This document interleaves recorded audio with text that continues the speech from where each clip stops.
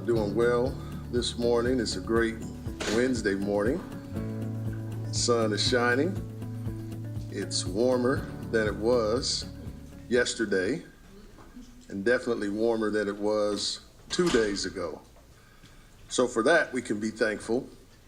Grateful to all of you who have come out this morning. Certain that others will be on their way.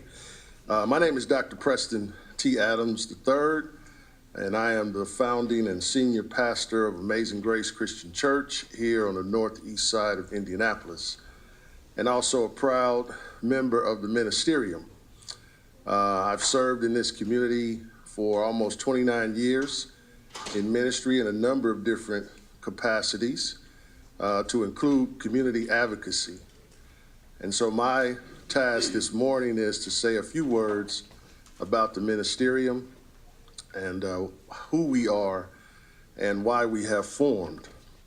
I want to first thank Dr. Ivan Hicks for his continued work and his continued shepherding of our group. He's actually the catalyst behind much of what we do.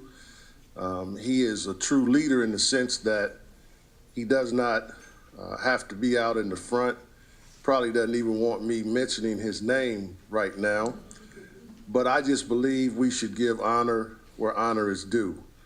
And much of what he and myself and Pastor Richard Reynolds, pastor of New Revelation Christian Church, founding pastor of that church, and Timothy Taylor, Pastor Timothy Taylor, Tabernacle Baptist Church, much of what we do in this ministerium, along with a number of others, is driven by Ivan and by his quest to serve the community.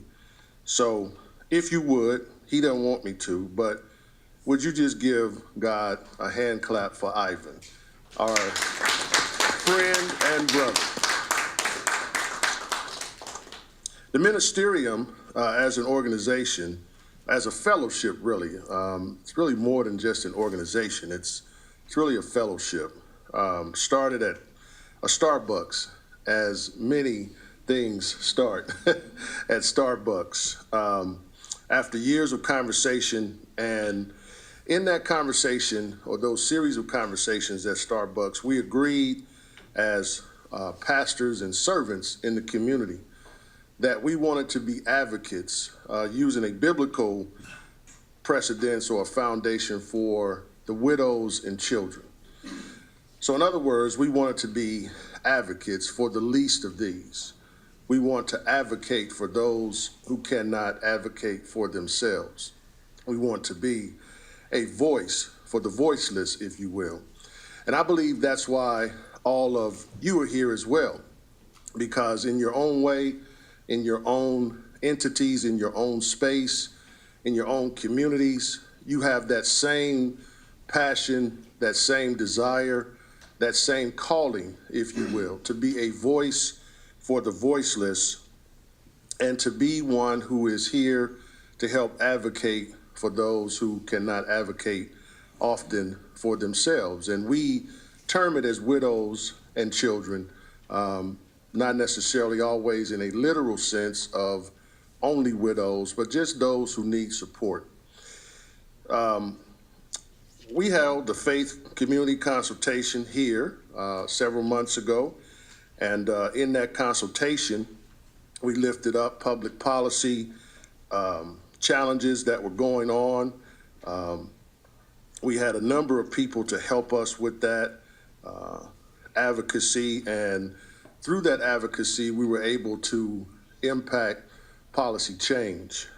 Many of you are familiar with Senate Bill 279 and the work that Dr. Kelly and her organization did to help us galvanize groups to fight that bill and oppose that bill. We were victorious in that area from the standpoint that we were able to say, we're not going to sit back and allow government or others to pass laws that will impact the least of these. Because if we are being real about it, we know that oftentimes when legislation is passed, it impacts those who have no right, no ability, I should say, to fight back. So that's something that this organization, along with other organizations, has been able to accomplish. We fought the children's policy and law initiatives by conversations, flyers, and other impactful methods to stop this bill. And now we're getting ready for our summer and fall work and strategy that will position us for greater advocacy for widows and children. So again, our focus is to be a voice for the voiceless, to look for those areas in our community where we can advocate for those who often cannot advocate for themselves. We're coming together across any lines that would seek to separate us from the relief of the poor and to vanguard causes of widows and children. This we call the mantle of the prophet. And for those who may or may not live in a biblical precedented world, if you think about a prophet really just in a contemporary sense, a prophet is one who speaks on behalf of others. Prophet is one who is a voice for the voiceless. A prophet is one who stands up against injustice. Now, as I describe it that way, you may see yourself in that description, even though you may have thought prior that a prophet was strictly a biblical person. But I like to say, as one who has studied the 8th century prophets, that prophets come in all shapes, sizes, faith, traditions, and it's probably even fair to say non-faith traditions. Because if you are a person who believes in advocating, if you are a person who believes that the least of these should not be taken advantage of, that those in our society who desire to build their wealth or build their status or build their careers on the least of these need to be spoken out against, or at least spoken to, so that they recognize that there are those of us out here who see that as not being something that brings peace and harmony in our community and in our world, then really you're operating in a prophetic manner. So with that said, we welcome you to this session of the Ministerium. And as I'm sure Dr. Hicks and others will say, we're always looking for fellow advocates who can come alongside us. And we hope and pray that this session, we're sure this session will be a great session today. And for everyone who has had a part in making this happen, we're grateful to you as well. I don't know all of the different folks that have made this happen, but as the person who is welcoming everyone, I do want to say thank you to everyone who has helped to make this possible. And let's have a great time together. Is that all right? All right. Do me a favor real quick, and just, if you haven't, introduce yourselves to the people at your table. Just maybe say your name, your organization or community, and just one reason why you're here. You don't have to say it any louder than for the people at the table to hear you. So just take a moment and do that. And then our next speaker will be up in just a few seconds. Thank you. God bless you. Good morning. And again, thank you for taking time out of your day this morning to learn more about how we can be better advocates and make a difference for the most vulnerable and voiceless in our community. In our quest to support On My Way pre-K legislation and having conversation with Ann Gabbard, who works here at the United Way as well, she thought it was necessary for Dr. Hicks and I to have a meeting with our presenter for today, Ms. Mindi Good Shepherd. And it didn't take long for us to see in that meeting that she was quite literally an expert in the field of advocacy. The more she talked about the work that she did, the more I realized that I needed to learn from her. Because this space of getting involved in policy and legislation is new to me, and I can imagine that it's new to many of us, and because it is new, there is a learning curve. And just sitting at the table with her was an eye-opening experience for us. And as the more we talked about it, the more we realized that it would be good for her to not only spend some time with us and training us and opening our eyes and ears about things concerning policy and legislation, it would also be good for us to create an opportunity for her to share the wealth of her wisdom with our community. And so without further ado, I want to present to you Mindi Good Shepherd, who serves as the Vice President of Public Policy here at the United Way. Before coming here, she worked at McCoy, doing much of the same work, the Marion County Commission on Youth, and she did a lot of great work there. And we're just excited about, you know, her influence and the information we can take from her and apply to the different areas where we seek to advocate on behalf, again, of the most vulnerable and voiceless in our community, as we seek to take more strides in ensuring that On My Way Pre-K turns into all-in pre-K and is available for students statewide. Let's receive her now. Good morning, everyone. Good morning. Thank you so much for being here. My name is Mindi Goodpaster, not Good Shepherd. That's okay. I'll take either one. It's pretty nice. But I'm so grateful for you all being here today, and I'm going to share a lot of information with you. Some of you already know this, some of you don't, and so we're just going to kind of blend the levels of experience with this. And even though I'm going to be talking at you, I want to also have you ask me questions or comment or clarify, because I don't want this to seem like a lecture. But what it really is intended to be is, you know, a learning experience for you. How does the legislative process work? And how can you be an influence on the legislation, both in support or in opposition? So those are the things that we're going to talk about today. I've got a quick agenda here. So some of the things we're going to cover are advocacy versus lobbying. What's the difference? How does a bill become a law through the state legislative process? And then what are some strategies and tips that you can take with you? And if you're interested, I have an Advocacy 2.0 training that also goes into further detail and helps you to refine some of those skills. So if you're interested in that, you can also let me know. But just a little bit about me real quickly. I am a social worker by training. I have a master's degree in social work, and quickly realized that direct clinical practice was not where my strengths were, mainly because I just took everything home with me. So I couldn't separate myself from the work that I was doing, and I was also distressed by the systems that seemed to be broken and that weren't working well for children and families. And so I decided that, you know, the foundation of social work is really social justice, and how do we create change at a society level to help all of the members of a community thrive and grow. So I decided to get my master's degree and do public policy work, program development, those kinds of things. I lived in DC for 11 years. I've been here now in Indiana for almost 12, and really have dedicated my career to improving the lives of children and families. So I've been here at United Way for 6 months, and just running full steam ahead with developing our public policy priorities, one of which is pre-K. The other issue that we were involved in this past session was the Bias Crimes Initiative. So we can talk about any or all of those if you'd like.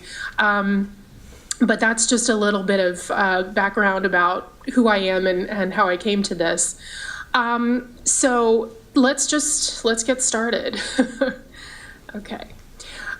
United Way has a three-tiered approach to advocacy and lobbying. So on some issues, we take the lead. So this year, we were the lead on pre-K and bias crimes.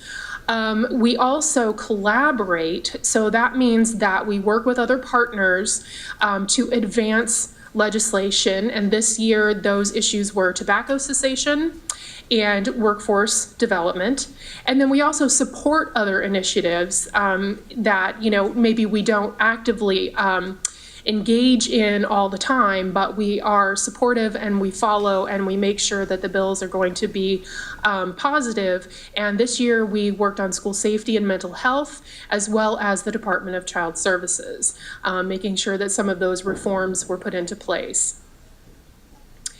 And advocacy really entails a lot of different components.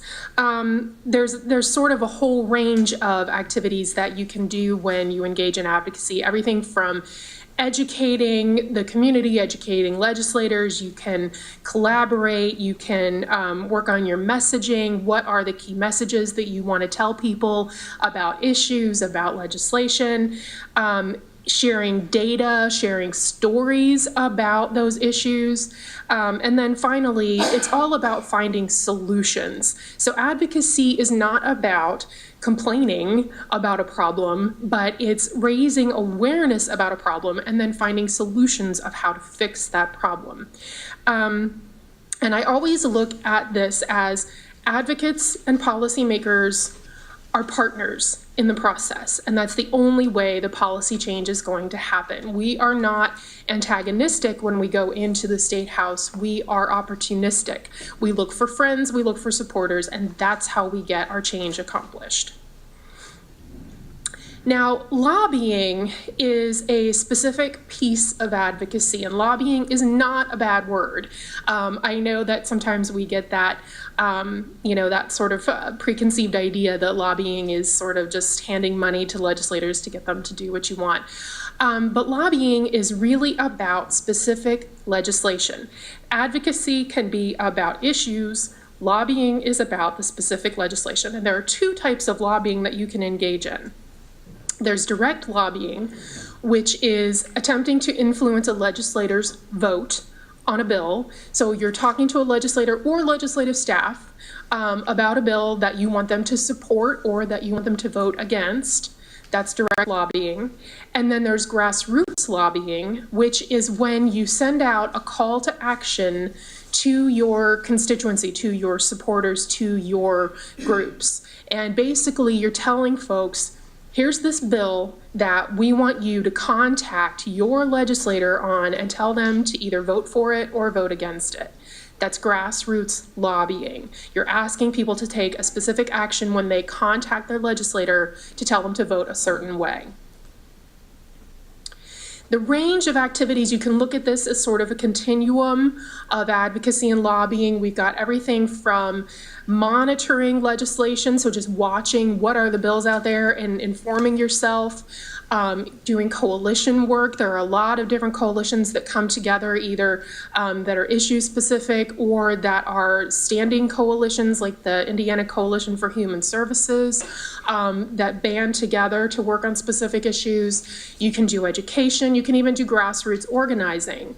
But then when you get into lobbying, that's where you have to understand and realize that there are certain rules that go along with that. Anyone can advocate, but lobbying requires certain things, certain processes that you have to do.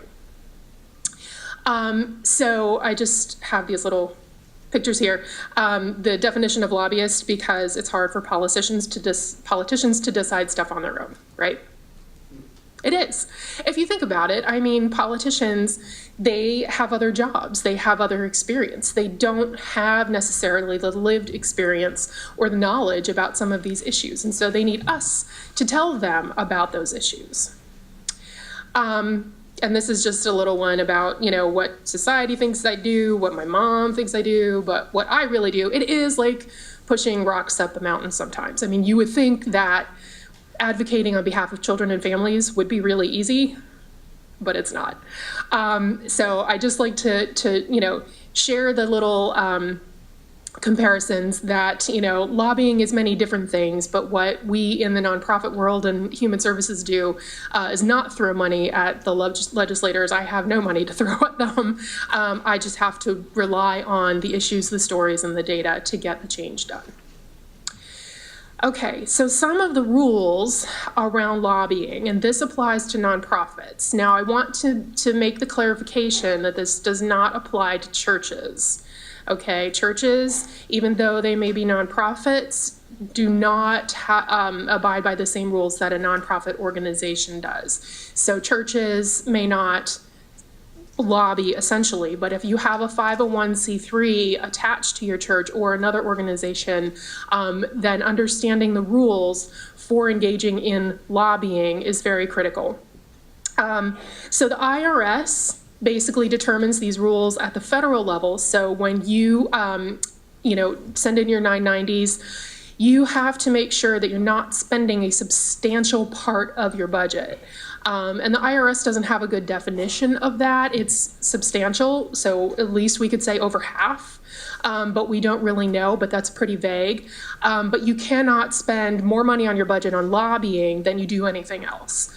A lot of nonprofits, 501c3s, will do an H election, which means that they are reporting that they are lobbying and they're following the expenditure guidelines here of 20% of the first 500,000 of your budget.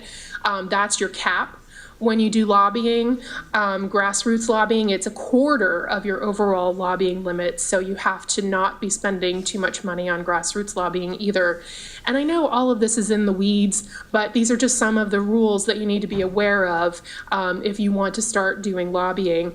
And the other key point is that you cannot engage in political campaigns. As a 501c3, the IRS says you are not allowed to engage. That means you can't endorse a particular candidate. You can't campaign for them. You can have campaign debates and events, but all candidates have to be invited and all candidates have to be given an equal platform. You can't just promote one particular candidate. If you want to do that, then you have to get your 501c4 status, which then allows you to do the campaigning piece.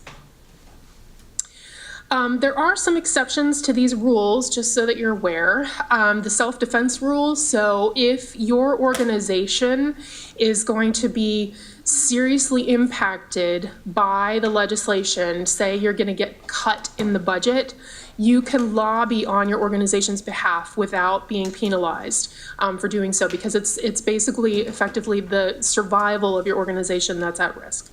So, so that is an exception. You can provide written research to the legislature, to a legislator, to a committee, as long as it is well-rounded, as long as it provides a picture of the entire point of view of the argument. So your perspective plus the counter arguments plus the other side. That is something that you can do. And then you also have to be aware of your funding. So if you receive federal funding for any activities, you may not use any of that to engage in lobbying.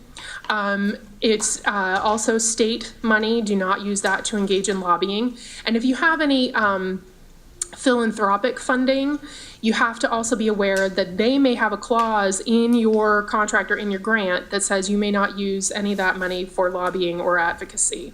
Some funders do specify that. So always make sure that how you're paying someone to do the lobbying for you is free money that, is basically, unrestricted, that you can use for that purpose, okay? And then lobbying registration. I always have to go through these rules. So if you're going to engage in lobbying at the state level, we do have a registration commission that you need to register with if you're going to spend $500 or more a year. That's basically, you have to register. So you have to register your organization plus your lobbyist, and you have to do reports. You have to account for your spending, those kinds of things. I mean, it is pretty regulated. So that's a good thing. That's a good thing for us. But you just have to be aware that that entity does exist. If you're going to start lobbying the executive branch, so the governor, any of the state agencies, we do have registration for that. The threshold is a little bit higher. If you're going to spend $1,000 or more a year, that's when you have to register. Federal registration, we don't usually have to worry about that here. We're not engaged in, I don't think really, many of us, at least in human services, are engaged in federal lobbying to the extent that we would have to worry about registering. That's mainly for the DC firms that, that lobby Congress. IRS reporting, I already talked about that. You have to make sure that you're reporting your activities as a 501c3 to the IRS so you don't lose your tax exempt status. And then local, we do also have some rules around lobbying the mayor or the city county council. So if you're going to spend more than $1,000 a year lobbying any of those folks, then you need to make sure that you register at the local level as well. Yes. A couple of questions. You've carved out churches from 501c3. So do we listen to any of this if we're lobbying on behalf of a church? If you're lobbying on basically no, and that's just a decision from the IRS. So to talk about churches and lobbying, we could get into the IRS specifications for what churches can and can't do. A representative of a church going down buttonholing legislators would not be required to lobby or to register? It depends on what activities they are doing. So, so that's where you just have to be a little careful about what activities you're engaging in. A member of a church can go and educate about the issues, can talk about, here's what this bill does and here's why, we feel it's important or we feel that it's detrimental. You can do those types of educating, but don't do the specific ask if you're concerned about, so don't do the specific ask of please vote in support of this bill. Because that would be considered lobbying, and you just have to be careful if you're representing a church. So if you do that, then you would need to register? Yes. Yes. It depends how much money you spend. If you're not getting paid, if you're a volunteer and you're not getting paid, then that's different as well. There are little nuances that I'm not covering because I'm trying to just keep this as a broad overview, but you do, the IRS doesn't want, board members, for example, board members of a nonprofit organization, they're not getting paid, so they can go and be an advocate, be a lobbyist on behalf of the organization. But we do still have to be careful how much time we are asking board members to spend when they're doing those activities. I have had board members in the past who have come down and testified in front of committee and things like that, and I haven't had to register those activities. I've only had to register mine because I am a paid employee of the organization. Yes? How hard is it to establish a 501c, 501(4), you said? A 501c4.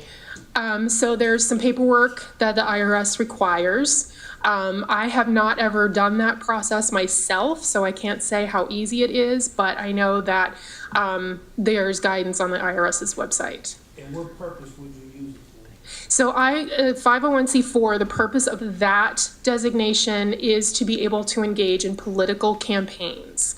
So if you want to engage in election activities, if you want to form a PAC, for instance, a political action committee to send money to candidates, then that's when you need a 501c4. You cannot do that as a 501c3. And isn't the basic difference there that a 501c3 gives the donor a potential tax deduction? Yes. Whereas a 501c4, if I contribute to a C4, I don't get to take a tax deduction for that. Yes, that is correct. You? Okay. Any other questions? Can you repeat what he just said? So the purpose of a 501c3, you get, when you make a donation to a 501c3, you get a tax, is it deduction or credit? Deduction. Thank you. You get a tax deduction for your contribution, but if you contribute to a 501c4, you do not get the tax deduction for that contribution. So it's similar to if you give a donation to a political candidate, that is not tax deductible. So, Gwen? When you're working with an agency that's a government agency and people at the table, sometimes they feel limited in what they can say and do. Mm-hmm. So how do we clarify that when we're talking with people? Because the state agency workers don't understand either the difference between advocacy and lobbying many times. Well, when they're employees of a state agency, it's a little different for them because they can't really engage in those activities. what they can do is they can, talk to legislators and inform them about what their agency does and how the bill is going to affect the agency or the work that they do, but they can't necessarily support or oppose. They're not supposed to support or oppose the legislation. So they're in an education mode more so than? Yes. Okay. Yes. Okay. All right. Now that we got all that out of the way. Okay. And I'm happy to talk later, outside of the presentation if you want to further clarify. I wanted to bring this up as a guide and an overview, but there are more details that I'm sort of glossing over at this point. So, okay. Let's talk about the legislative process. How many of you remember your civics education and know how a bill becomes a law? Some? Yeah. Okay. All right. Okay. Those are two different questions. That's true. That is very true. Good point. Good point. There's a difference between what you were taught and how it really happens. This is going to be a general overview. There are a lot more things that can happen at the State House, and we can talk about some of those, but let's give you the general overview right now of the Indiana General Assembly. So we have a part-time legislature, which means that our elected lawmakers have other lives and have other jobs outside of their elected duties in the General Assembly. So we have educators, we have a lot of lawyers, we have doctors, we have firefighters. We've got a whole range of folks who have been elected to come and help craft laws for our state. We have two chambers in the legislature. We have our state Senate, which has 50 members. They are elected every 4 years. And then we have the House of Representatives. There's 100 of them, and they are elected every 2 years. The Lieutenant Governor presides over the state Senate, and then we have a President Pro Tem. Does anyone know who the new President Pro Tem is? Senator Rod Bray from Martinsville. And we also have the Speaker of the House, who presides over the House. And does anybody know who that is? Brian Bosma from here in Marion County. Right. So that's our legislature. Now, this is kind of hard to read, but basically we've got a timeline for how things work down at the State House. So fundamentally, we have legislative sessions that happen in the late winter, early spring. So on the even years, we have a short session, which only happens from the beginning of January through the middle of March. And that is supposed to be the cleanup session, but it just basically means that we have a whole lot of stuff that's compressed into a really short amount of time to get done. The long session happens in the odd years. So this year being an odd year, we had a long session, and that's where the biennial budget is created. So the long session runs from the beginning of January through the end of April, and essentially we've got the budget, which takes up a lot of the legislators' time and attention, and then any other issues that come up along the way. We have an interim session, so this period happens generally it's supposed to be the summer study session, so anywhere from July through October, and that's where interim study committees meet to talk about specific issues. We have standing committees that cover specific issues. We have an education committee. We have public health, mental health, social services committee. We have agriculture, transportation. We have all of those different committees that get together during the summer to look at issues that maybe they couldn't cover during session. They felt warranted more study. They couldn't come to an agreement. And then we have legislative recommendations that come out of that study period. And then we have the bill drafting phase, which bills can be drafted basically anytime throughout the year, but we have deadlines of when they have to be finished. Typically, drafting, gets really, if the activity picks up in October, and then we have a deadline of when we need to get the bill ideas drafted to the Legislative Services Agency so that they can get them drafted and ready for when session starts at the beginning of January. So that's sort of the timeline and the calendar for how things operate. So the perception of how a bill becomes a law, right? I just already clarified that. For us, it's not about the money. For some, it is. But here's the reality. So if you can make heads or tails out of that process, great. But we're going to walk through it step by step, okay? So there's a lot of different pieces and steps that actually go into a bill becoming a law. So here we go. Let's break it down. In the beginning, you have an idea that's developed, and this can be developed by a legislator, it can be developed by a community member, it can be developed by a lobbyist. But hey, we have an idea that needs to be a law. Let's get it done. So then a person comes to a legislator, tries to find a supporter, an author of the bill to say, I want this legislation to happen and here's why it's important, so let's get this done. We have a legislative services agency who is responsible for the drafting of the legislation. So there are a bunch of lawyers who are nonpartisan, whose job it is to write the language and make sure that it is in the right pieces of our statutory code, to make sure that it's the correct language, to make sure that it's legal. That's their job. They draft the bill. And then after session starts and the bill has been filed, basically what happens is it starts through the process. It goes through the first reading process, which essentially is when the President Pro Tem or the Speaker of the House says, here's the bill and it's going to be assigned to a committee. Just like the interim session committees, we have committees that have subject matter and they hear the bills for those subjects. So we have education. I know you guys are probably all familiar with that. We have a Senate Education Committee. We have a House Education Committee. So the bills are assigned to the committee that is appropriate for whatever subject matter is there. When it goes to committee, this is where we have our opportunity, our first opportunity to weigh in as advocates and lobbyists. So a bill gets heard in committee at the discretion of the committee chair. So if you're working on an issue such as education, the committee chair needs to be your best friend because essentially they can make or break whether or not a bill is heard in their committee. During the committee hearing, legislators will hear testimony. So advocates, anyone from the public can come and sign up to testify on a bill, either in support or in opposition. And then legislators will debate and deliberate. They will ask questions. They can amend the bill. They can propose changes. That's where all of this stuff happens.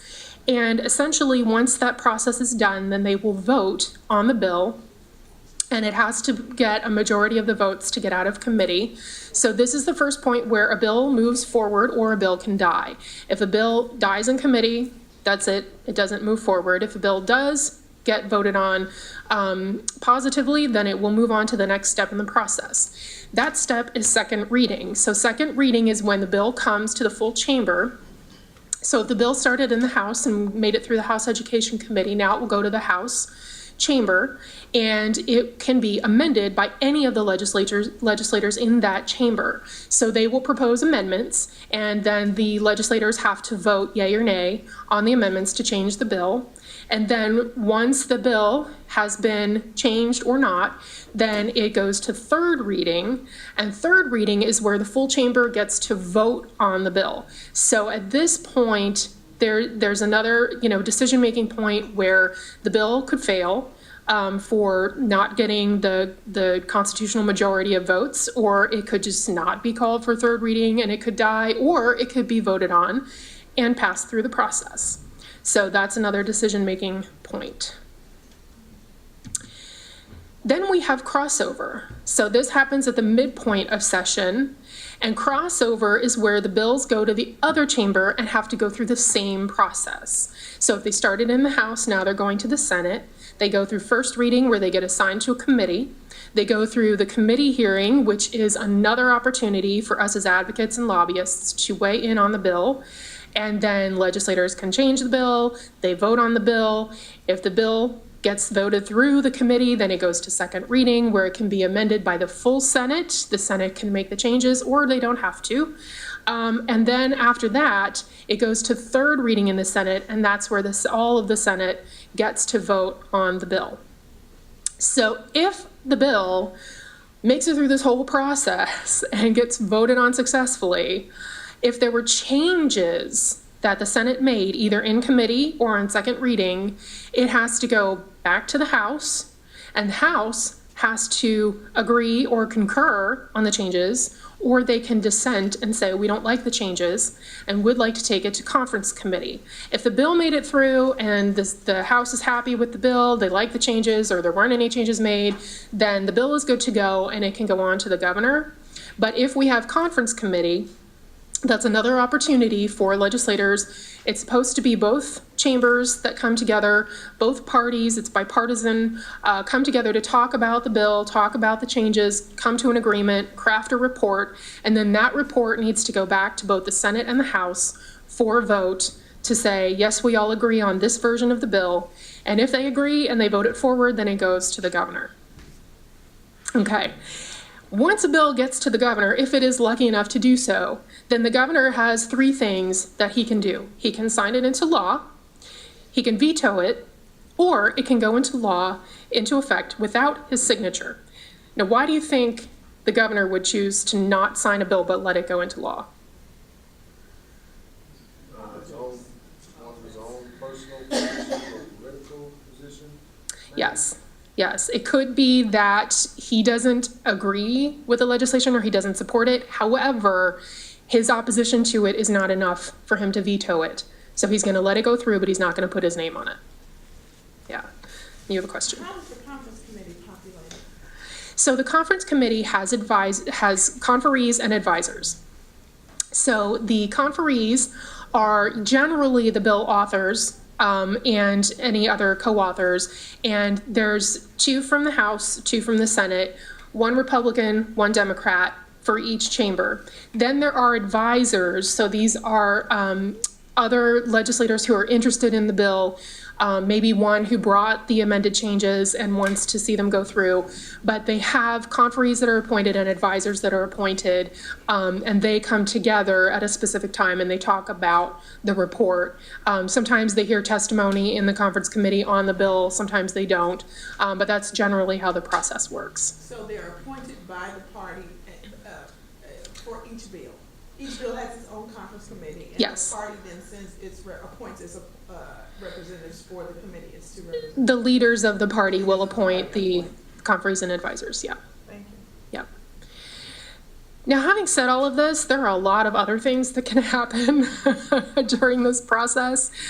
This is the way it's supposed to happen, but sometimes we see things that get a little funky with the bill making process. We get things that happen like, a bill passes through the Senate, but it doesn't get a hearing in the House, but they still want to keep the language alive from the Senate bill, so they insert it into another bill, and then it becomes part of another bill. So that happened to it was 279.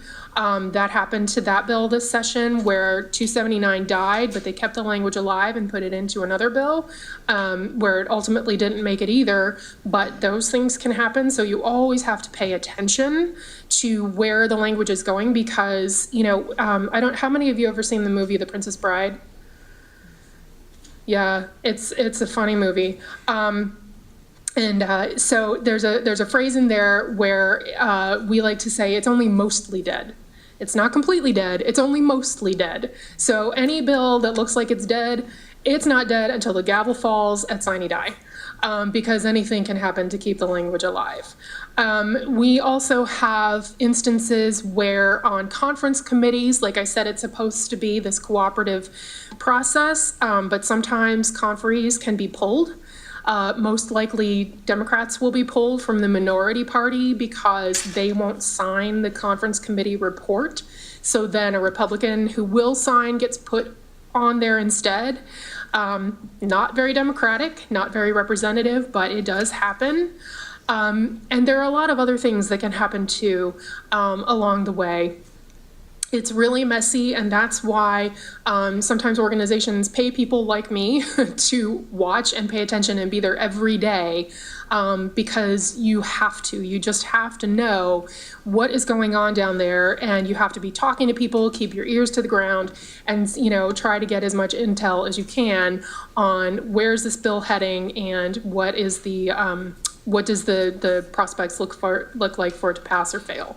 So, so that's the general overview of that. Key times to influence legislation. Like I said, during session, I'm down there every day, so I'm constantly working to influence legislation, but key points along the process would be during the interim session. So when legislators are considering issues during the interim, you can ask to come and testify in front of that interim study committee on the issue. If you want to educate them further, you can also have personal conversations with them anytime, not just during the committee. During bill drafting, you can actually influence the bill being drafted. You know, Gwen and I have both done that, where we have helped write the language for bills to get them passed. And then during session, during testimony is a key time. You can also pull legislators out of session. So while they're in the chamber meeting, you can send in a slip to request them to come out, so you can have a brief conversation with them to find out how they feel on a particular bill. And this is particularly useful around third reading time when they're getting ready to vote. If you just want to, what we call whip the votes, where you try to see how many legislators are voting for it and voting against it. So those are really the key times during session to be aware of if you want to have the most influence. But what I have found and what I recommend is get to know your legislators, because you know, it's not just during these times, it's also about the relationships that you have with legislators. I have worked very hard down at the State House to make friends, to make allies, to make you know, we agree to disagree allies on key issues, and that helps when it comes time to ask them for their vote on a specific bill, because if they have a relationship with you, if they trust you, if they know that you are a good resource for them, they will come to you and they will rely on your help. Okay. The website for the General Assembly, this is an example of what it looks like. This is where you find all of the information you could possibly want on any of the bills or the process. So on the right-hand side, you'll see a calendar and timeline. That side shows you what committees are scheduled for a particular day. I mean, it shows you in real time what day it is and what the committees are. If you click on those links, you can go see the agenda for the committee hearing. You can get information on who the committee members are. You can click on the little camera link, and that will send you to a live feed. So you don't just have to be down at the State House to watch all of this happening. You can also watch online. So any of the committee hearings, you can click on that link and watch them in real time. There's also an archive. So if you missed a committee hearing and you want to hear what happened, you want to see who testified, you want to hear the debate that the legislators had, that information is all there in the archive on the website, so you can go back and look. If you look at the tabs across, you can get information on the committees, you can get information on the bills, you can do a search for a bill, you can do a search for the piece of statutory code that you're looking for. You can get information on legislators, you can go to the caucus pages, so you can look at the House Republicans page, the House Democrats page, Senate Republicans, Senate Democrats, and even the Black Legislative Caucus. They all have web pages that give information about their priorities, have news releases and updates and things like that. So you can find a lot of information right here on this website. So if you haven't ever checked it out, I highly recommend it. Just go and just click some buttons and look around and see what's there, because it's really, really helpful to use it when you're trying to figure out what is happening, what's going on, and what are the bills that they're talking about during session. Okay? Okay, now let's talk a little bit about some strategies. So we're just gonna sort of gloss over this, but I'm gonna talk about some of the, you know, the finer points of, you know, how you communicate, why it's important to communicate, and then what you can do to try to influence your legislator. Before you get started, before you start thinking about, hey, I want to advocate, or hey, I want to lobby, just do a little bit of planning, okay? I always say it's worth taking the time to not only figure out what issue you're interested in, but what are the facts and the data? What is your role going to be? Are you going to be an advocate? Are you going to be a lobbyist? Have you talked to your organization? Have you talked to the powers that be to say, this is what I want to do? Are you okay with that? Because sometimes like boards of directors and things are not okay with someone advocating or lobbying, or they want to be very, very clear what it is you're doing and how much time you're going to spend. Determine who else is advocating on this issue, because chances are very, very good you're not alone. There are a lot of organizations that either do lobbying themselves or they hire contract lobbyists, which are from some of the law firms downtown. Even United Way has a contract lobbyist. We use Craig DeVault to help us lobby. And just find out who else is working on this issue that you can potentially collaborate with and partner with. Make sure you know what are any existing laws or policies, because sometimes I find that people aren't even aware that we have existing laws or policies that cover that issue, or maybe, you know, they don't cover it well enough and they just need to be refined, they need to be updated, amended. So just make sure that you educate yourself on what policies exist so that you can come in and know what starting point you're working from.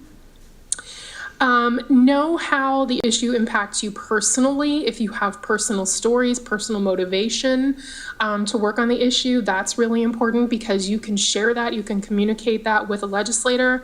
And then always, always, always think about how are you going to respond to the opposing viewpoint? Because if you're not prepared, there's going to be opposition to your issue. There's opposition to every issue that's out there. I mean, even pre-K. Right? We know that there has been opposition to quality pre-K, and you have to know how you're going to handle it.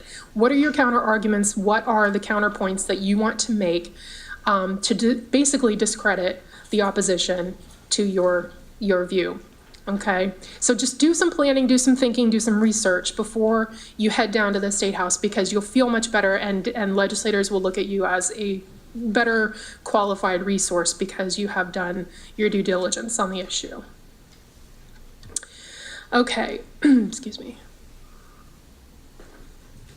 When you think about how you're going to make your case for your issue, educate legislators, definitely. Educate them, give them data, give them solutions, show them that this has a direct impact on their constituents.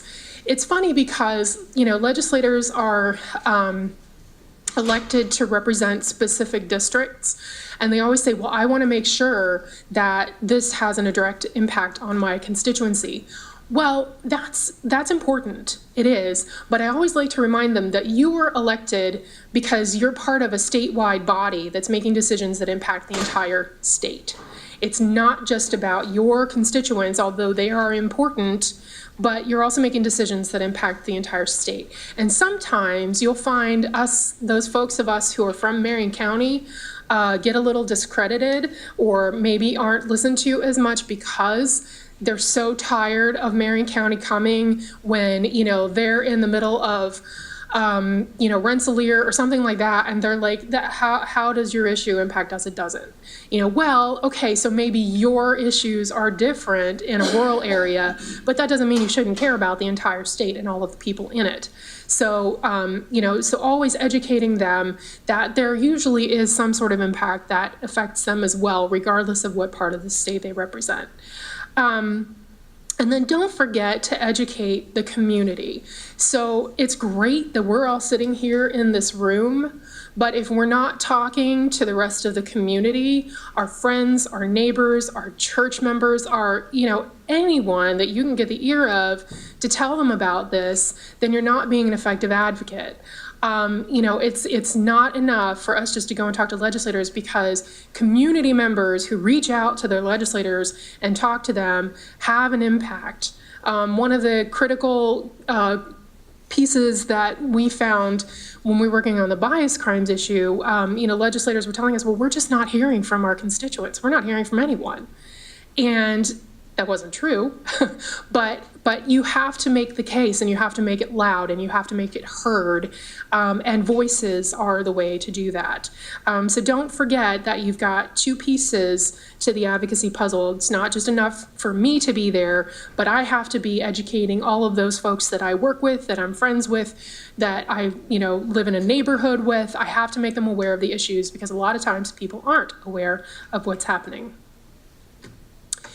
When you frame your message, messaging is key. You have to be clear. You have to be clear on what it is that you're talking about. What case are you trying to make? What is it that you want? When you meet with a legislator or talk with a legislator, the bottom line is they want to know, what do you want them to do? Right? And so you have to be able to tell them. You have to be able to tell them what it is that you're coming to them for. If you're educating them, if you're asking them for something, what is it that you want them to do? So know your audience, know what their values are, know how you need to talk to them, know what your goals are, what you want to ask them to do. Know communication styles. So some legislators prefer letter writing, some prefer phone calls, some prefer sit-down meetings. Know what type of communication style you need to reach out to them. And then again, know the opposing viewpoints, because when you sit down with a legislator, they're going to tell you, well, so I heard from this such and such a group that they feel this way. What do you think about how they feel? You have to be prepared to counter-argue the opposition. They want to know what it is that you feel and why you feel that the opposition isn't right on this issue. Okay? So it's all about how you communicate, what you communicate, and why. And I want to say too that when you're communicating with a legislator, it's always good to be brief. Because sometimes, especially during session, you do not have a large amount of time that you can get their attention, or they're distracted in a lot of different ways. And don't take that personally. It's the nature of their job. If you think about how many bills they have to consider, this is just one of like 100 or more. So be brief. Have you ever heard of an elevator speech? Try to think of your elevator speech. And maybe not 30 seconds, maybe it's a minute or 2 minutes, but think about how you can effectively communicate your message in a very short amount of time. Because the other thing is, you could be walking down the street and see a legislator and be like, oh, hey, I just wanted to mention to you, and then you've got your little 2-minute speech that you can share with them and then be on your way. So just thinking about how you want to communicate it and really coming prepared. And then if they want to sit and talk and they want to have a discussion, fabulous, that's even better. But don't assume that you're going to just be able to sit down and have that, hour-long conversation, because it might not happen, okay? When you write a letter to a legislator, some legislators love to get handwritten letters. If they're from children, even better, because they feel that it's personal, they feel that it's from the heart, and it makes them pay attention. So again, you don't have to write like a 5-page letter to them, but you just want to say, I'm interested in this issue. I would love to talk to you more. Here's why. Be clear, be concise, be polite. I know sometimes it's hard, especially when we're really fired up about an issue, but try to be polite and use respectful language. We expect the legislators will show us respect, so we should do the same for them, even if we disagree with them, even if we think they're, secretly a jerk. We still have to respect if we want them to hear us, right? Also, when you're writing, find out how a legislator has voted on the issue in the past. That is critical, because if you know where they stand, then you can use that as leverage for your argument. Either, I know you've supported this issue or similar issues in the past, so I would appreciate that you consider this as well. Or, I know that you haven't voted in support of these issues, and I'd like to talk to you about why that is and what I can do to change your mind on this particular issue. Yes. So the really wonky way would be, you can find all of that out on the legislative website. So there is an archive of past sessions and past bills, and all of the votes are on the bill's webpage. So if you are interested in a particular bill, so if you want to look at 267 from this past session, you can go onto that bill's webpage, and there are going to be committee reports, and there are going to be the vote counts for the third reading. And you can look, and it will show you who were the yays, who were the nays, who were those who were excused or not voting. You can find all of that information out on those pages. Yes, so in my tenure with McCoy, I created a voting record for state legislators on children's issues. And I was very, very careful when I created it to not put any opinions in it, just the facts. So basically it listed all of the bills, the ones that passed, the ones that didn't pass, and then it had charts with all of the state legislators and all of their votes, yays or nays or otherwise. And it was information purposes only. So that would not be considered a scorecard. If you're doing scorecards, that's a little bit different. Some organizations do scorecards where they rate the votes of legislators, and they say, well, this legislator gets an A because they voted the way that we wanted them to on all of these issues, right? And we can't do that as a 501c3. We have to make sure that it's nonpartisan, that we do not share opinions, about the votes. It's just information. If you want to know how your legislator feels on education issues, here you go. Here's all of their votes. Calling a legislator. So often when you call a legislator, you're not actually going to get them on the phone yourself. You're going to probably get their legislative assistant or sometimes an intern. That's okay. Legislative assistants, that's their job. Their job is to assist the legislator. So what they will do is they will talk to you. They will take a record of who you are. If you're a constituent in that district, they will, take a note of the message that you want to share with the legislator, and they will tell the legislator, they will tell their boss that you called, and some legislators will call you back. And if you really want to talk to the legislator, you can request that. You can request, I really want to talk to my representative about this issue, please tell them to call me, and they can do that. But in the phone call, because you probably are going to get someone who's not the legislator, make sure you have that elevator speech. Make sure you have that clear, concise message that you want to share, so that if you cannot get a phone call back, at least you're on record for calling that this is the way you feel about the issue and this is the message that you want to pass on.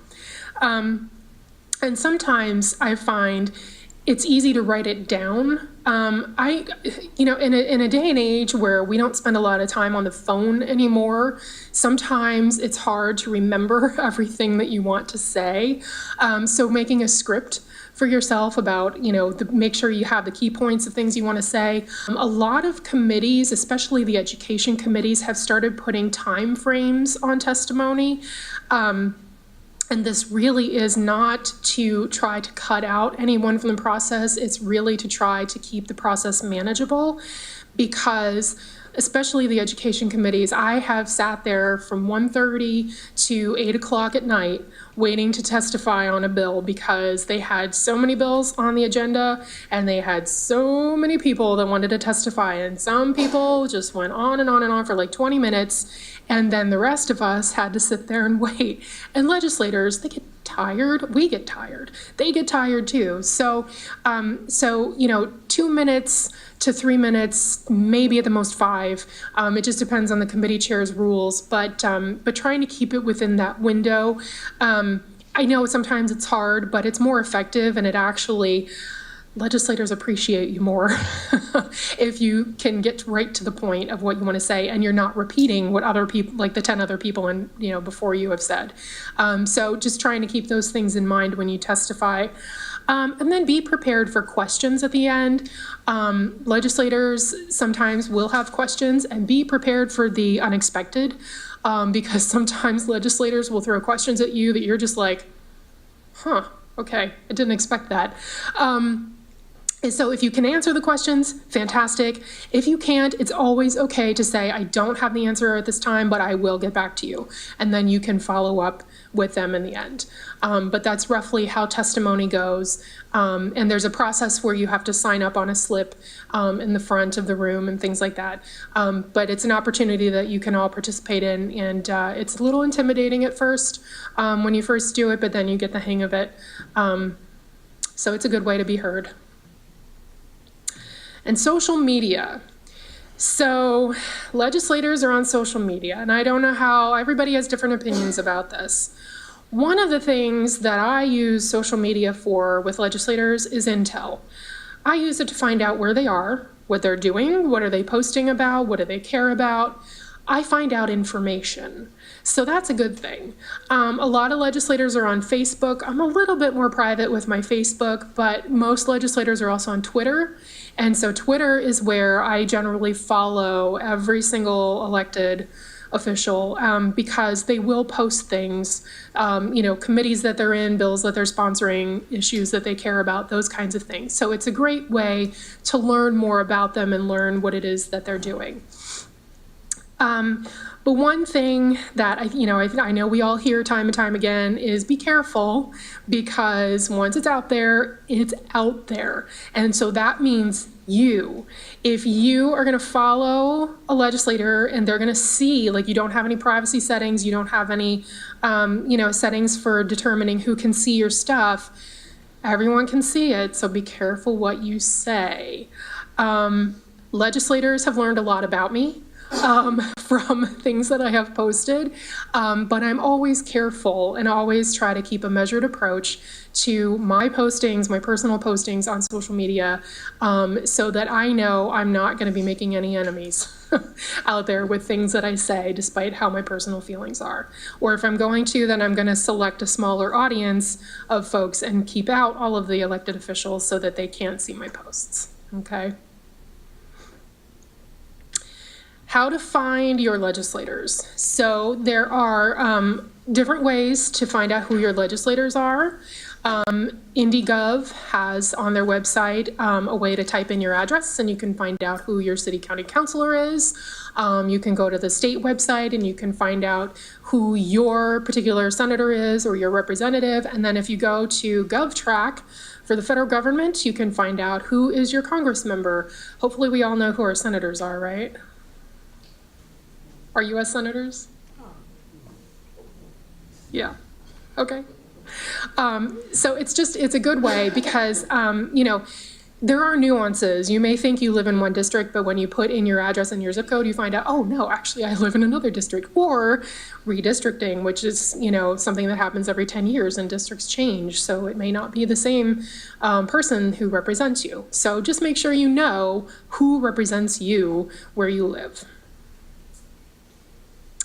And then finally, our motto here at United Way is give, advocate, volunteer. And I think that that's something that resonates with all of you very clearly. We definitely like to foster as many advocates and as many engaged individuals in the community as we can, because that's how our communities are successful and that's how we grow. So I appreciate your attention and your time, and I'm happy to answer any more specific questions, or if you want to talk about specific bills, please let me know.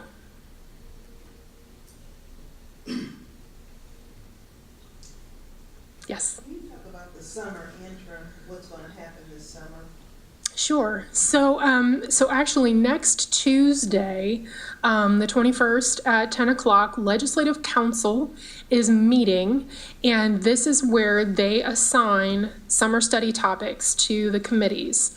So if you want to find out what topics are going to be studied this summer, tune in to the meeting. You can go down to the State House and watch. You can watch online to hear what they have to say, but that's when we'll find out what topics will be assigned. And then keeping an eye on the calendar on the website is when you find out when the committee hearings are going to be scheduled and what the agendas are for those committee hearings. So right now, I can't say for sure what issues the committees are going to take on, but after next Tuesday, I will have a better idea. And then I will start watching the calendar to see when the committee hearings will be scheduled and when the topics are going to be assigned to which day. Typically, the study committees only meet about 3 times during the summer, some more, some less, but it's generally about 3 times, and they try to cram as much as they can into those agendas on those days. But there is an ability sometimes for public testimony. Sometimes it's invited only testimony. So if you're interested in testifying on an issue, you can contact the staff, the legislative staff, to get an invitation to come and testify, or you can just watch. You can just sit and watch and take notes. That's definitely something that folks can do. But it's an interesting process. It's an interesting piece to keep in mind because, like I said, there are legislative recommendations that often come out of these committees and through the reports, and bills are drafted based on the information in the committees. So it's always good to have, advance notice as much as you can about what bills are going to be coming forward in session. Yes? So if you have an idea for a bill or policy, what process would you use to identify legislators who would actually help draft the bill and push the process through? So there's a couple of different ways that you could go about it. If you have any existing relationships with a legislator and you know that they are interested in this issue, you could ask them to be the author. You could just approach whoever is your state senator or your state representative to see if they would have an interest. So for if it's an education issue, like for pre-K this past year, when we were deciding to introduce a bill, we went to the House Education Chair, Representative Baining, and asked him if he would author the bill, because we knew if the committee chair was authoring it, chances were really good that he was going to hear it and then we could get it through. So that's the strategy. But I always look at, some of the initiatives that I'm working on, I always look at who are influential folks at the State House on these issues, or who are influential folks in the party, those types of things, because, sometimes, Democrats are going to be really, really eager to author legislation for me, but that might not be the most effective route to getting legislation actually passed, and I really need to think about a Republican instead. But I always look at we have to have bipartisan representation on the bills. So you have a strong Republican lead, and then you have a strong Democrat who can be a co-author on the bill and help you from that perspective too. Yes? Sort of a follow-up to that, if the idea is written in the bill and it gets all the way to, the last reading, and that language is taken out, the bill is passed, what do you do then about the issue you were concerned about? So the perfect example of that would be what happened to the bias crimes law this year. So we had a bill that we thought was the perfect bill that made it out of the Senate Public Policy Committee. It was Senate Bill 12. It had all of the elements that we were looking for. It had the list that we were looking for, and it made it out of committee with a vote of 9-1. Then what happened was it went to the full Senate. All of that language that we had fought so hard for was taken out of the bill, and the Senate passed that bill with all the language taken out, with the list taken out, with the training taken out, with the reporting taken out, and it was awful. And what we tried to do was, when we knew that the language was going to be taken out, then we tried to scramble and work with the entire body, the entire Senate, to whip the votes, as I mentioned, to see who was going to vote for it, who we could sway to vote against it, who we could sway to try to get it to change. That was one road that we took. When we were unsuccessful with that and it made it out of the Senate and it went to the House, we started working all of the House members to tell them that the bill was bad and to try to get it changed and to try to get the language put back in.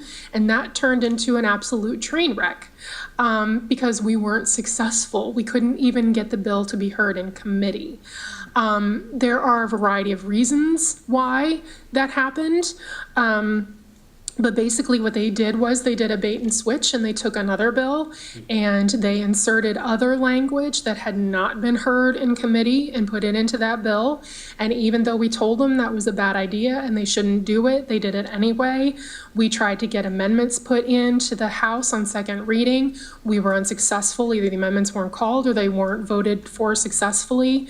And so what we ended up having was a bill that passed the House that was nothing like we had wanted, and we had zero success in trying to get it through the way we wanted it. So now the bill that we have that passed into law, we do not consider a good bias crimes bill. It has not gotten us off the list of the 5 states without a bias crimes law. And we just became victims of the process just like everyone else.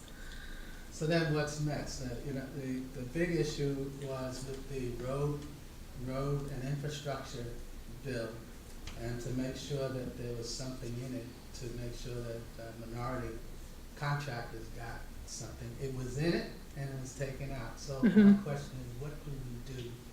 So moving forward, oh, okay. So the question is, what do you do if the bill passes but your language was taken out? Is there anything that you can do moving forward? And there absolutely is. So what you can do is if it passed through session not the way you wanted, you will come back next year, or you will come back the year after or the year after until you get the job done. So you can have another bill introduced in a subsequent session that has the language that you want, and you can try to get that bill passed through the process. That is one way to do it. You can also have the language put into another bigger bill. So if there's another transportation bill that is similar, you can try to get the language put into that bill so that it gets passed. Find a bill that you think is going to be successful and sneak it in. We have legislators who try to do that all the time, sneak in language for us so that we can get it through. I don't like that all the time because sometimes it works against us, but when it works in your favor, it's great. So keep trying and trying and trying. Like bias crimes, that's what we're going to do. We're going to keep trying and trying and trying to get the language that we want put into statute. And it's probably going to take us a long time, 5 years, maybe more, I don't know. But we're just going to keep trying because that's what we have to do. Yes.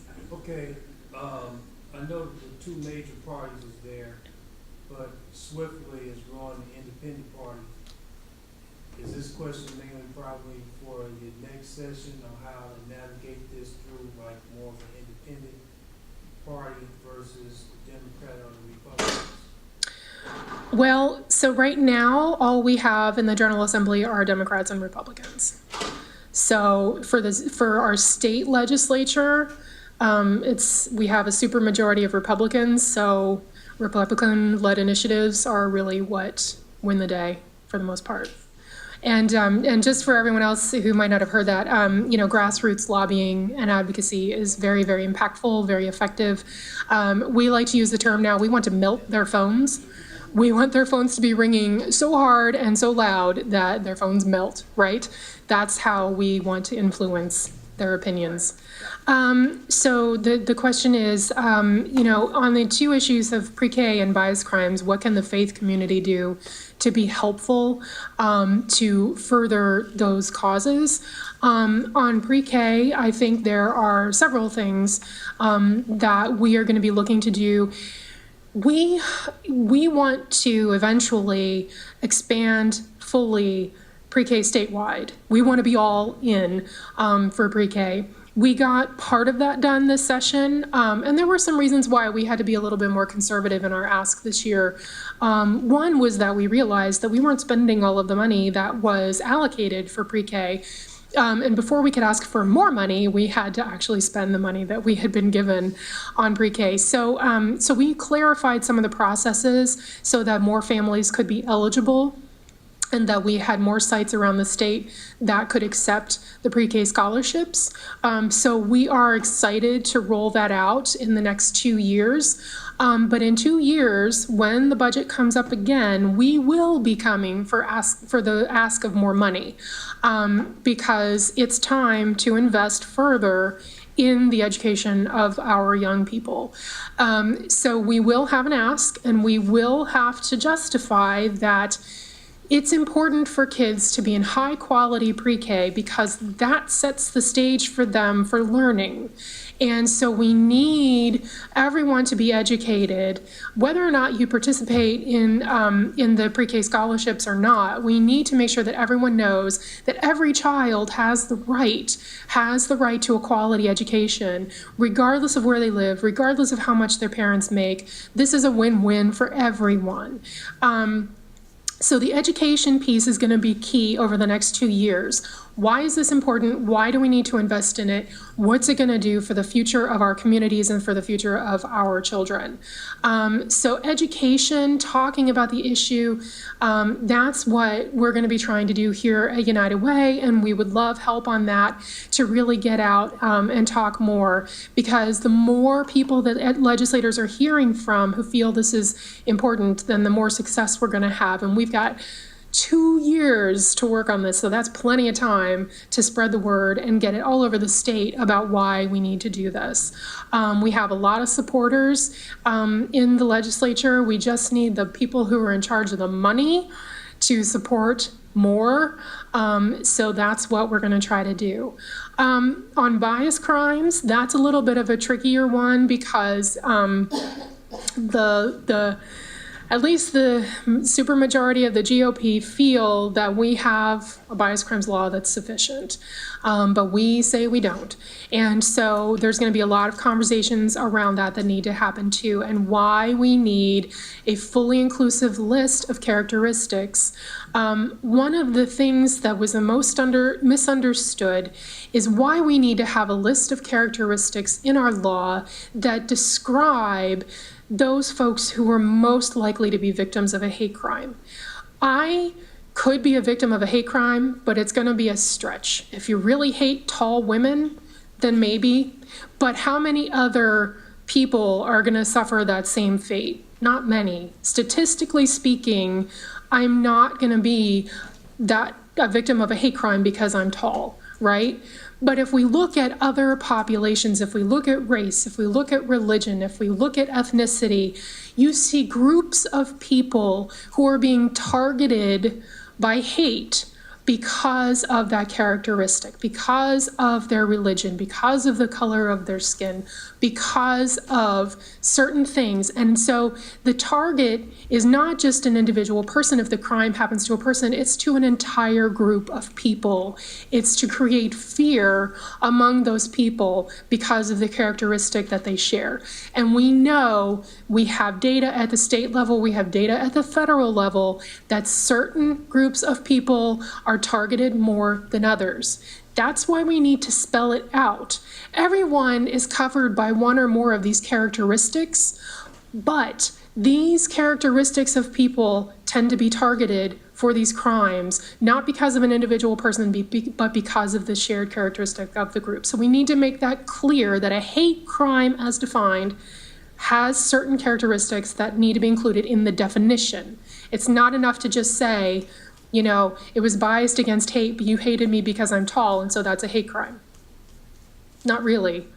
Yeah, I understand what you're saying. And, you know, to your first point, the overall goal was not to necessarily lock more people up, because I'm not a fan of building more jails or, you know, creating more inmates, but it was to make a statement about those who have committed these crimes already. I mean, these crimes are already being committed, and these people are already going to jail. However, what we would like to see is a statement as a society that we do not accept this crime, and we want you to be put in prison for a longer period of time, to the maximum sentence, if you will, for the crime that you committed because of this aggravating circumstance, because of why you committed the crime.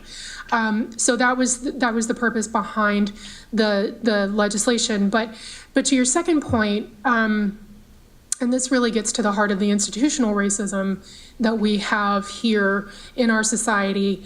And the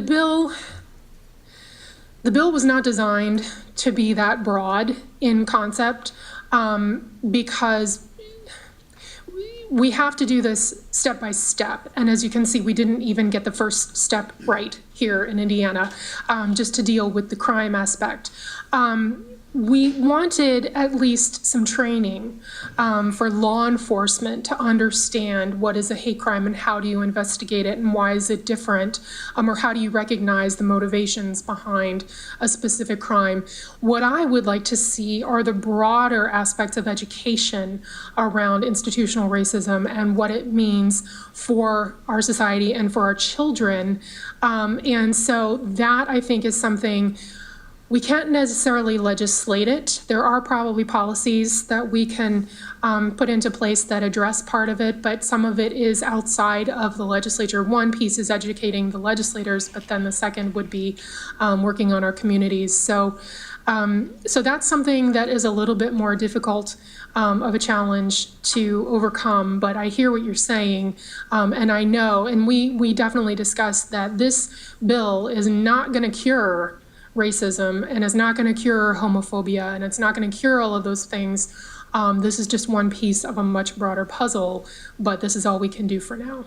So the question was, where do the business community stand on some of these issues like bias crimes in education and the RFRA, the Religious Freedom Restoration Act that happened a few years ago?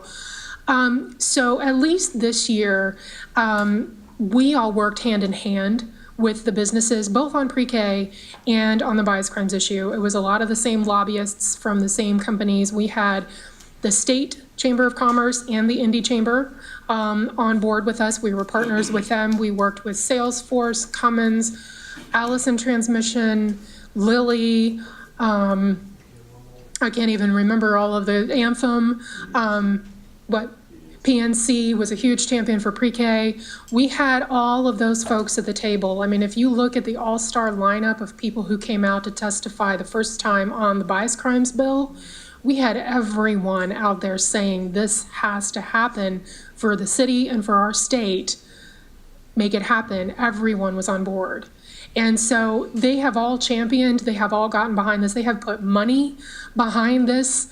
It was a huge effort, and unfortunately it was not enough on the bias crime side to influence the legislature. We did successfully influence on the pre-K side, so we can, say thank you to them for that. But the legislature was not open to the business community, even though they were all screaming that this is good for our well-being, our economic development, our employees' health, all of those things. It just wasn't enough. So the interesting thing about RFRA was that it was organic. It just happened. There was no strategy. There was no advocacy effort to create it. It just happened. And you can imagine why, because it was basically a law that was going to give license to discriminate. And, the outrage that it caused was unbelievable. And so we talked about that a lot with the bias crimes bill. And even though a lot of the same companies that were involved in fighting RFRA were involved in this effort as well, we knew that we weren't going to get the organic response countrywide that we had gotten for RFRA because it was different. It was a different issue. It was a little bit more in the weeds. It wasn't that we were saying we were giving license to discriminate against anyone. We weren't saying that, we're okaying homophobia or anything like that. It was a harder issue to communicate. We did get national attention. Several news outlets covered the debate and covered the bill and covered, what was happening, but we just didn't get the organic response that we got. I mean, no one was clamoring to have our governor on TV to explain himself like they were for Governor Pence at the time. So we couldn't create it because we didn't create it before, and we knew we couldn't generate anything like that this time either. We had all of the major civil rights organizations, from the ADL to the Southern Poverty Law Center to a variety of different Muslim and Christian and Jewish organizations saying that this bill was important and we had to do it. And we shared that with the legislature, but we just couldn't get any more attention beyond that. So. sometimes it just happens. Sometimes you can't orchestrate it. So, well, thank you so much, everyone. Thank you very much. Thank you so much. Everybody say thank you. Thank you. To Mindi Goodpaster, what a wonderful and informative presentation we have received on today. We want to thank the United Way. As Pastor Reynolds indicated, when we were searching out how the faith community could be helpful with specific educational equity issues, we called Ann Gabbard, and she introduced us to Mindi Goodpaster because of their long work for pre-K. We were on the way to pre-K, and now we're going to be all in for pre-K.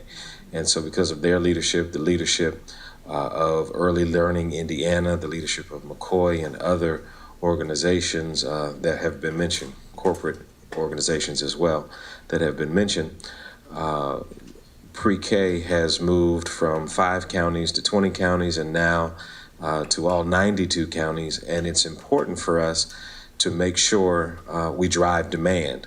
And so some of the things that we will look toward doing as a faith community is that we will be even more specific about expanding our ranks beyond Marion County and the 9 contiguous counties around Marion County to make sure through our networks, through faith organizations, connectional churches like the AME Church that are represented here, our Baptist districts, whatever connections we have, we'll work through those connections to make sure we are reaching out to other cities, to other jurisdictions, to have the constituency necessary to write that proverbial letter to our state senators and to provide advocacy, light lobbying, if you will, for organizations that are allowed to do such. But we will provide the pressure necessary and win the necessary friends in order to ensure that public policy shifts, and so that widows and children, those most vulnerable within our society, within this state, have a voice.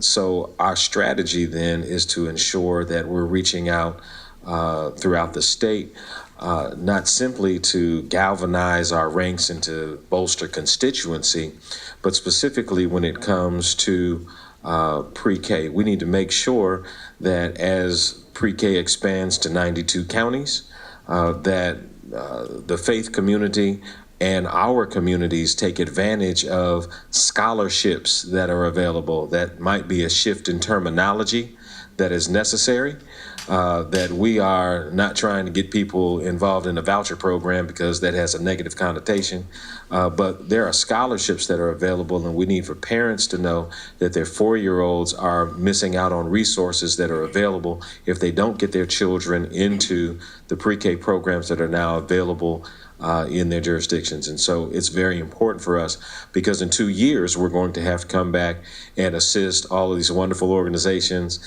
in various different ways to push pre-K to universal or statewide pre-K. And the best way that we can set the tone or create the necessary backdrop for that is to ensure that we increase the numbers. The demand is there, the drive is there, so there's no way that they can say that this has been a pilot and it has been an unsuccessful pilot because you do not have children that are registering for this program. And so with the necessary community education, we need to make sure that the faith community, the churches, when I say faith community, I'm talking about churches, I'm talking about synagogues, I'm talking about, wherever we gather together. Let's work within the faith community and let's work across dividing lines, anything that would keep us apart, because I think we can all understand that it is important for us. It's necessary for us. In fact, for many of us, it's our calling to ensure that when people are vulnerable and when they cannot easily voice their opinions and easily advocate for themselves, that there are those that have a spiritual acumen, those that understand a call from God, that say that it is our responsibility to ensure that those that are historically disenfranchised or marginalized are freed up and are provided with relief. And we see fit through social justice, yes, but specifically through public policy changes that can take place at the state level. And so we encourage all of you to make sure as you have conversations with people from South Bend and Evansville and Terre Haute and the region and all of the wonderful hamlets around the state of Indiana, let's make sure they are looking at our live stream. We're appreciative for Pastor Brian Hudson and for this opportunity we have to be live on video stream. And so let's play this back. Let's forward on our Facebook and tag and share specifically, even with inbox messages and other means, with pastors, with faith people, with lay people within congregations that are concerned about our children and concerned about widows, concerned about those that are vulnerable. Let's make sure we're doing what we can do to bolster our ranks statewide. And specifically, once again, when it comes to pre-K, let's get kids registered for this 4-year-old program. It's not simply a pedagogical issue. It's not simply an educational issue. It is a social justice issue to ensure that those that have been historically marginalized or disenfranchised receive every benefit early. If you have a child that is exceptional one way or the other, if they are exceptional, they need to be in an environment where we can work with that exceptionality and positively exploit whatever gifts, talents, and abilities that child has. We need to do that early. That's the way we can mitigate some of the social factors that keep our children back. And so let's make sure we're doing what we can do, and we will proceed. That we can thank the Children's Policy and Law Initiative for bringing to our attention on February 7th in this room. Dr. Gwen Kelly is with us again today. Everybody shout thank you. Amen. We love you, Dr. Kelly, and we thank you and Janae Hanger for the wonderful work that you have done and the research that was done so that we could, with integrity, move forward and convey the necessary message and provide energy and coalition building necessary in order to stop Senate Bill 279 that became House Bill 1114, that we were able to stop. That is a wonderful thing, but that's not where we stop. Because we're right now having an off-season advocacy training. We will have leadership training as our organization is new. We'll have leadership training next month. We are looking forward to specific strategy that will go into determining how we are going to proceed through the fall to get ready for a winter session in between January and August. It's a short session, but we need to get ready for that, and we need to strategize. And so we're not resting. We will continue to work. Now, on tomorrow, if you all are just excited about what's going on tomorrow, we'll have an opportunity. Pastor Reynolds will be with me. Hopefully, our other fourth musketeer, Preston Adams, has an opportunity. Timothy Taylor had a medical procedure. He's doing well, and he'll be with us on tomorrow. He wasn't able to be here today. And so we will be here, and we invite all of the members of the Ministerium, those that are with us on today, to join us on tomorrow at 9 o'clock from 9 till 11, where we'll be able to talk specifically about a faith community that has come together to do this type of advocacy work at Unleavened Bread, 9 till 11 o'clock tomorrow. There is an inter-congregational social action meeting that takes place every third Thursday. All right. Yeah, no, you didn't. And so on every third Thursday, which is tomorrow, because tomorrow's a Thursday, right? So we'll be there on tomorrow to be able to share a little bit with a number of congregations. I believe 20 congregations are gathering, and our effort is to ensure, as we said before, that we are reaching out beyond every imaginable line that would divide us.